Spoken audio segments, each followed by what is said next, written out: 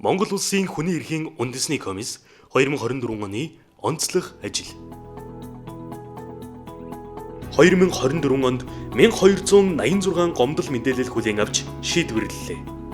Нийт гомдлын шудраг шүүхээр шүүлгэх эрх зөрчигдсөн гэх гомдол 33.4%, халдшгүй чөлөөтэй байх эрх зөрчигдсөн гэх гомдол 16%, хөдөлмөрлөх эрх зөрчигдсөн гэх гомдол 15%-ийг эзлэж байна.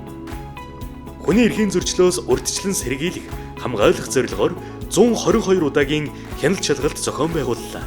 Нийт хяналт шалгалтын 32%-ийг халдшгүй чөлөөтэй байх эрх, 30%-ийг хүүхдийн сурч боловсрох эрх, 22%-ийг хөдөлмөрлөх эрхийн асуудал эзлэж байна. Хүний эрх хамгаалагчийн эрх зөрчигдсөн эсэх талаар дүгнэлт гаргах чиг үүрэг бүхий орон дооны бус хүний эрх хамгаалагчийн хороо, хүний эрх хамгаалагчийн эрх зөрчигдсөн талаар хүлээн авсан гомдлын хүрээнд 7 дүгнэлт гаргалаа.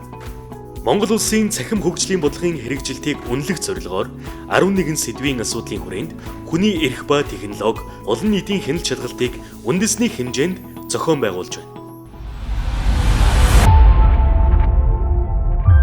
Монгол улсын хүний эрхийн үндэсний комисс 2024 оны онцлог ажил.